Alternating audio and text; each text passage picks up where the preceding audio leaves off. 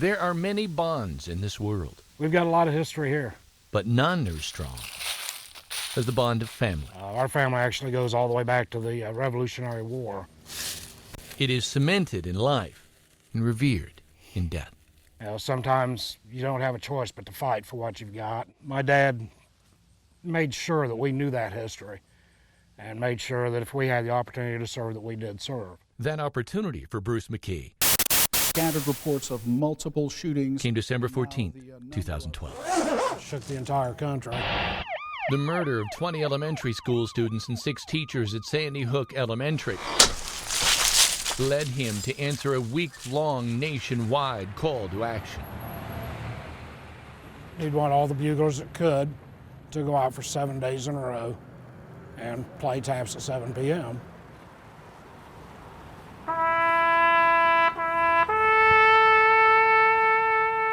It didn't take long for the sound to summon others to the town square. It hurts sometimes. You shed a lot of tears when nobody's around. Eventually, one-time taps became echo taps, It's a proud community. It's a patriotic community. and the tribute to a few became an every Friday night tribute to the many. Larry Miller, U.S. Army, Vietnam. It means the ones that they're playing taps for are not coming home. It means 89-year-old World War II veteran Minson Groves Yes. is here every week. Rowan Kinsinger, U.S. Army, Korea. As the weeks turn to months, Theodore Ted Davis, U.S. Navy, Korea. the months to seasons, Joseph Dale King, U.S. Air Force. the seasons to years, Howard W. Schrager, U.S. Army. and the names May Barris, just keep coming. Helen Bender. 150 and 200 names a week. Terrence Avery Green. Thousands of names have been read here, Officer Karen Long. mostly seemingly anonymous, but not all. It's not just a name. Stephanie Ressler brought her family here Mary Chambers. to hear her grandmother's name. I'm emotional because it's my family, you know, but I'm emotional every week. So they deserve the honor. What's this mean to you to do this? It's for my own heart. You know, my family's served since the Revolutionary War. And when my dad passed in 1988, he didn't get taps. That's right. The man who played taps now for 149 consecutive Friday nights didn't play at the funeral for his own father because he couldn't.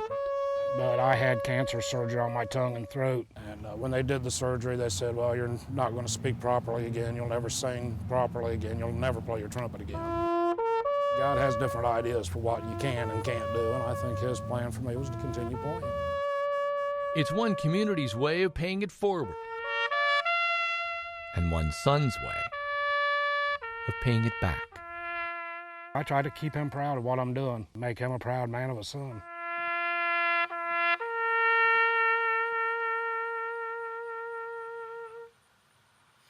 Just hope I'm doing it. Kevin Rader, Channel 13, Eyewitness News.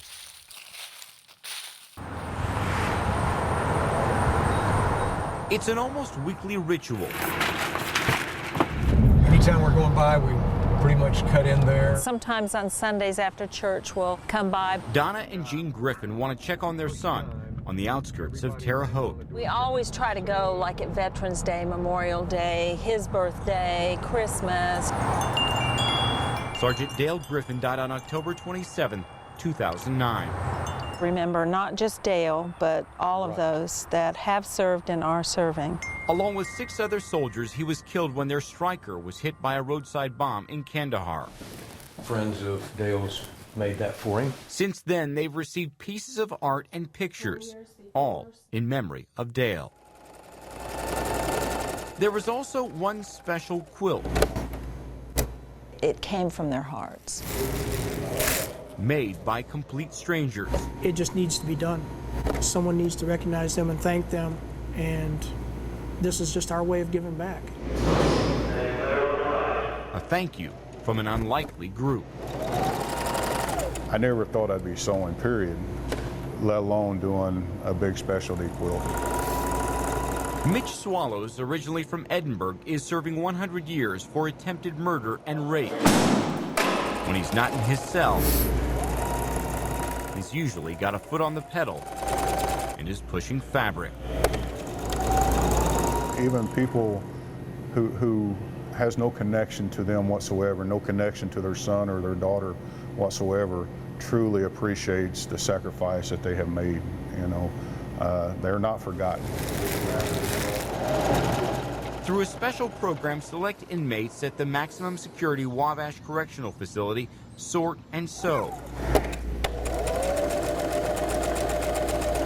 making all sorts of blankets to be donated, including personalized memorial quilts given to the family of every single Hoosier service member killed in Iraq or Afghanistan. So many of us in here have spent most of our lives taking. And if all it takes for us to give a little bit of something back is just a few hours work, that's nothing. So 6 months after Dale Griffin's death, his parents were invited to the prison for a special presentation. To see someone like that that's taking their time through this program to allow them to make, this kind of difference for people, I think is pretty exceptional. All of us need to feel like we've made a difference. And I think that the men that were involved with this were able to. A difference that helped both the giver and the recipient. That's what we get out of it, the satisfaction of knowing that even for a moment, you provided a little bit of comfort to some mother that's lost her son or daughter. I'll just be starting here, work my way down.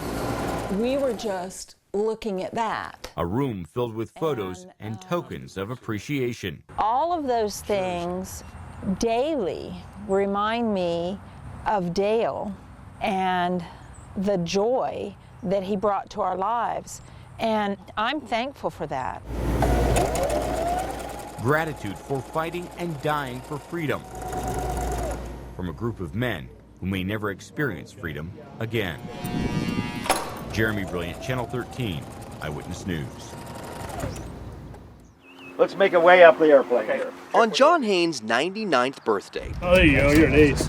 There was all the usual celebrating with family and friends, but this and take it from here. You remember that. Bring your left foot up, your left foot forward a little bit. Is the icing on his cake. Take your time, just work your way down, and feet on the wood. I said, hey, would you be willing to take my dad up on his 99th birthday? And in this ceremony, he says, absolutely. Are you comfortable, Mr. Haynes? Oh, yes. Okay. Pilot Trip Kelleher was happy to help with his 1941 Boeing Stearman. Not just any airplane either. This was the plane built to teach Navy pilots how to fly in World War II. I loved flying. I got my wings in the Navy. Teenage pilots like John Haynes. I had about 100 hours in Stearman. And so, on what couldn't be a more perfect day for flying, up and away they went for nearly an hour, joined by several others for a birthday celebration in the sky. What does it mean for him to be up in the air today, you think? Aviation has been in his blood and in my blood for years and years and years. And so for him to be able to get up and do this today is really, really special for him. After the war, John enjoyed a career with the FAA, first as an air traffic controller, then an inspector. For him to get up and fly this is just, he's like a kid in a candy store. Man, it was fantastic. I love this airplane. And no matter how many years go by, some things you apparently just don't forget. Oh yeah, for a little bit. He shook the stick, was ready to take over the controls, and flew around for quite a while and just did beautifully. I got to sit there and enjoy the ride in the airplane, and I was perfectly comfortable with him, and he was in great command of the airplane. At 1 year shy of 100. I don't know what 99 is supposed to feel like, but I feel fine. As a pilot himself, John's son Robert feels grateful. He was my flight instructor. Yep. To have learned from the best, a member of the greatest generation who all these years later is still inspiring. They've still got an awful lot to teach us. And you don't realize that man in World War II was a lean, mean fighting machine that is just time and age has taken its toll, but let's respect our seniors. They're amazing people. You're looking at a solemn moment, decades in the making. A 91-year-old woman placing a wreath at the tomb of the unknown soldier, standing among World War II veterans, because she herself is one of them. For that woman, Norma Nelson, it's a moment that began almost 73 years ago with the attack on Pearl Harbor. I was in college, and I was going to be a teacher. But everything changed that day when the country Norma loved was attacked. It was sort of like a 9/11, only a lot bigger. Norma watched the young men she'd grown up with join the service to fight. It changed our whole psyche. It really did. It was incredible. Everybody wanted to do something. For Norma, then Norma Delfino, the daughter of Italian immigrants, that something meant leaving college to serve in one of the few roles women could at the time. A lot of women got into the factories to work. Norma took a different route, though. That's a helmet, a metal helmet. She traded in her skirt and stockings for dog tags and a helmet to become a nurse in the United States Army, even earning a new nickname at basic training. My nickname was Del, because my maiden name was Delfino, and I was Del. Del soon found herself aboard the USS Shamrock on her way to the Pacific. There were more cockroaches on the ship than people, and so when you put the life jacket on, you had to bang it to get the cockroaches out. The Shamrock never reached Japan. A typhoon changed their course. We were bouncing and tossing, and a lot of people were barfing. I mean, it was scary. Weeks later, the Shamrock got safely to a California port, and Norma headed to an Army post in New Jersey, this time by train. I was sent to Camp Kilmer in New Jersey. I took care of a lot of kids who came back from the European theater. It wasn't easy. We lost a lot of people. I just saw the aftermath of these kids. Young kids, nice kids. Those kids, many of them now like Norma in their 90s, recently took a trip to Washington, D.C. aboard an honor flight. Thank you for your service. Thank you for your service, Norma. And just like the name says, they were honored for their service to their country. Ma'am, thank you for your service and welcome. Are you a World War II veteran? Yes. And welcome to your memorial. You don't look old enough to be a World War II veteran. I need to see some ID. This is First Lieutenant Norma Delfino, Army Nurse Corps. All right. First Lieutenant Norma Delfino, for the first time taking in the memorial dedicated to her and all the men and women who served in World War II. I'm glad I did it. I was fortunate that I was able to do it. Norma says she just followed her heart, though, a heart that led her to serving country. I didn't do anything special. I did what a lot of people were doing. A grateful nation disagrees. It's been more than 60 years since the Korean War. For those who served and are still alive, those memories are fresh. Tonight in Explore Korea, I want you to meet the Hoosiers who went to defend a country they never knew and the people they never met.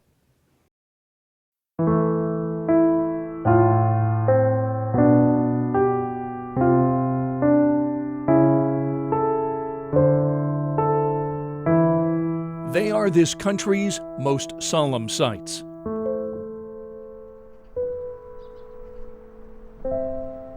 Places that honor the sacrifice of Korean veterans and those that fought beside them.